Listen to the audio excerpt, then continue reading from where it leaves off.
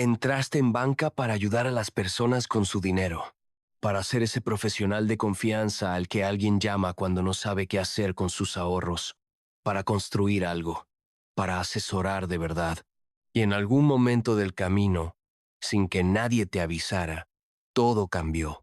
Ya no eras un asesor, eras un número con traje, con una tabla de Excel delante y una lista de objetivos que cumplir antes del viernes. Y lo peor no es la presión. Lo peor es que muchos días sales del trabajo sintiéndote sucio por dentro, sin saber muy bien por qué. Mientes, sabes perfectamente por qué. Si alguna vez has sentido eso, este video es para ti. Porque hoy vamos a hablar de lo que nadie en el sector se atreve a decir en voz alta. Para entender lo que le está ocurriendo a tanta gente en banca, hay que entender primero lo que le ocurrió al sector. Y la transformación fue brutal, silenciosa, y casi nadie la vio venir. Durante décadas, el empleado de banca tenía un rol muy claro. Conocía a sus clientes por su nombre. Sabía cuándo alguien se había jubilado, cuándo tenía un hijo, cuándo estaba pasando por un momento difícil. Esa relación de confianza era el núcleo del trabajo. Era lo que le daba sentido. Pero eso empezó a desaparecer. La crisis financiera de 2008 lo cambió todo. Los escándalos de productos mal colocados, las comisiones opacas, la presión regulatoria. Y por otro lado, la digitalización llegó con una promesa: hacer todo más eficiente. Más eficiente, sí, pero también más frío, más rápido, más desconectado. Las oficinas se vaciaron, las plantillas se redujeron, los clientes pasaron a la app, y los que quedaron en las sucursales recibieron un mensaje muy claro. Ya que estáis aquí, vended. El modelo cambió de dentro hacia afuera, de relación a transacción, de asesoría a comercialización, de personas a productos. Y aquí empieza el verdadero problema, porque nadie estudió para esto. Nadie firmó un contrato que dijera: tu trabajo será convencer a personas mayores de contratar productos que no necesitan. Nadie eligió conscientemente convertirse en un comercial con objetivos semanales en un sector que se vende como servicio de confianza. Esa contradicción es el origen de todo lo que viene después. Y la mayoría de personas que están dentro no se dan cuenta hasta que ya llevan años ahí, hasta que ya está demasiado dentro. Hoy en España, el sector bancario ha reducido su red de oficinas a menos de la mitad respecto a 2008. Eso significa menos personas haciendo más trabajo, más presión sobre cada empleado, más responsabilidad comercial por cabeza. Y todo esto ocurre mientras el discurso oficial del sector sigue hablando de compromiso con el cliente, de asesoramiento personalizado, de valores.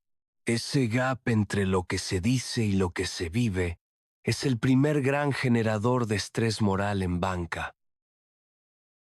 Hay un concepto en psicología laboral que no se habla suficiente. Se llama estrés moral. Y es exactamente lo que viven muchos profesionales del sector bancario. El estrés moral no es agotarse por trabajar mucho. Es agotarse por trabajar contra tus propios valores.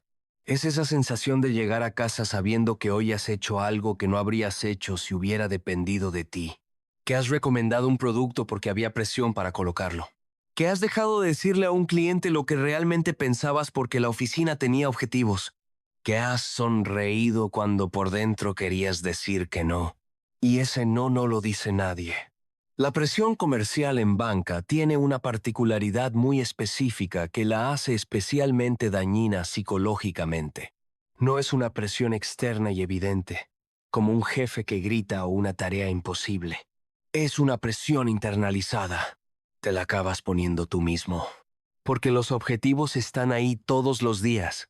En el sistema, en los correos, en las reuniones de equipo.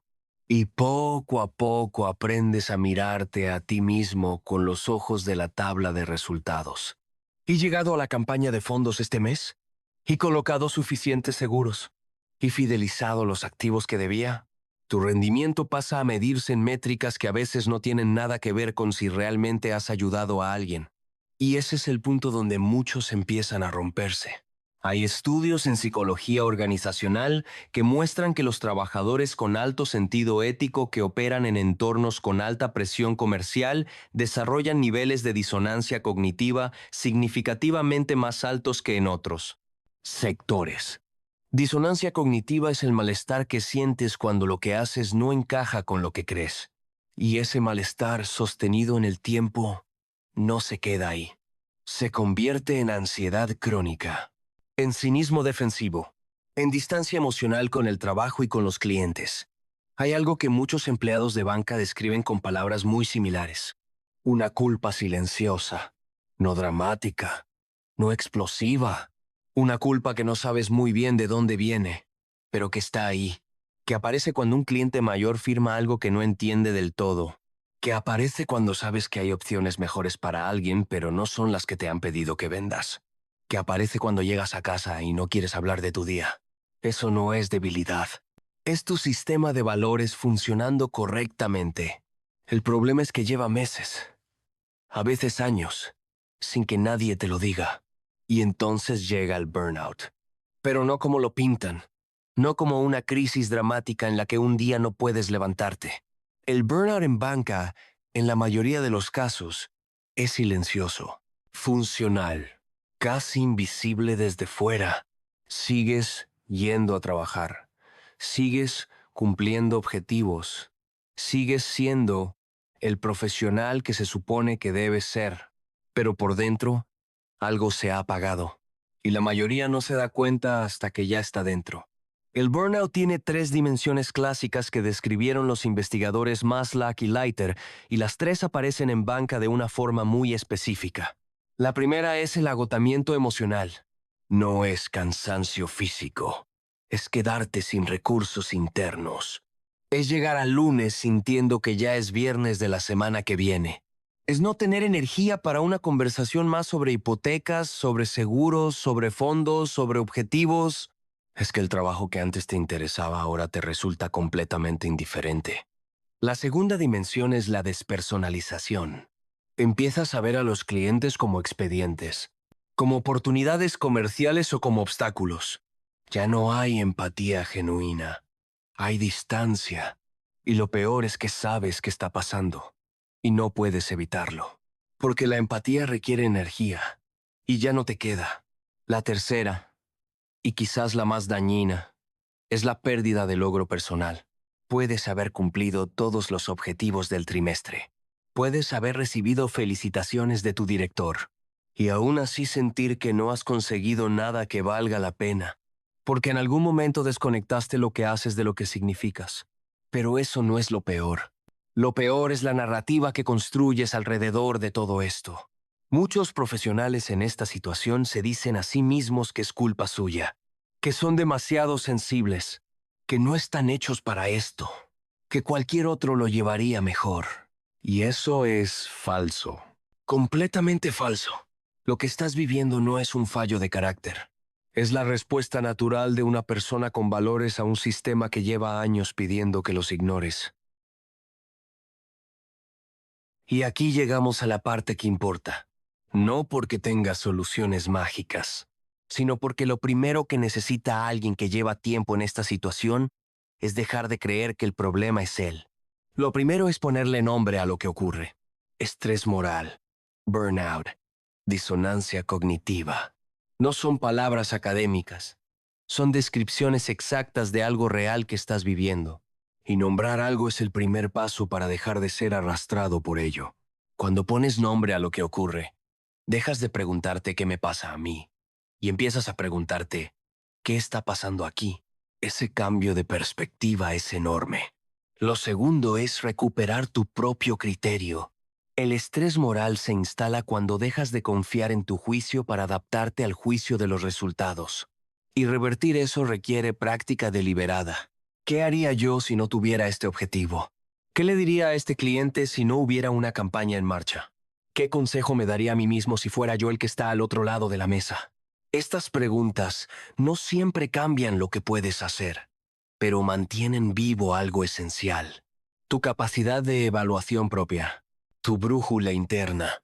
que es exactamente lo que el sistema de presión constante intenta desactivar. Porque sin brújula propia, eres mucho más fácil de manejar. Lo tercero es separar tu valor personal de los resultados comerciales. Esto es difícil, especialmente en un entorno donde los resultados son lo único que se mide. Pero es fundamental. Tú no eres tu tabla de objetivos. Tu valor como profesional no está en si has colocado más o menos seguros este mes. Y tu valor como persona no tiene nada que ver con ninguna de las dos cosas.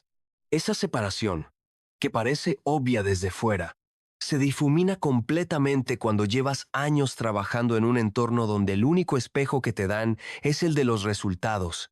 Lo cuarto, y más importante, si lo que describes aquí lleva tiempo siendo tu realidad cotidiana, si el agotamiento es constante, si la ansiedad está presente antes incluso de llegar al trabajo, si ya no recuerdas cuándo fue la última vez que el trabajo te pareció significativo, eso no es algo que se resuelve solo con cambiar de perspectiva. Eso requiere apoyo profesional. Un psicólogo especializado en salud laboral no es un lujo. Es exactamente la herramienta que necesitas cuando el desgaste lleva demasiado tiempo instalado. Pedirlo no es romperse. Es todo lo contrario. El sector bancario está cambiando. Y eso significa que muchas de las personas que hoy están dentro van a tener que tomar decisiones que nadie les había dicho que llegarían, quedarse y aprender a protegerse, adaptarse sin perder lo que son, o encontrar el momento de salir con criterio propio y no por agotamiento. No hay una respuesta correcta para todos, pero sí hay una pregunta que vale la pena hacerse. ¿Estás aguantando porque esto tiene sentido para ti? ¿O estás aguantando porque llevas tanto tiempo aguantando que ya no sabes hacer otra cosa? Esa diferencia es todo, porque el problema no siempre es que no aguantes más. A veces el problema es seguir aguantando demasiado. Si este video te ha descrito algo que estás viviendo, compártelo con alguien que también lo esté viviendo. A veces la primera ayuda es saber que no estás solo. Nos vemos en el siguiente. Suscríbete para más videos. Psicología laboral real.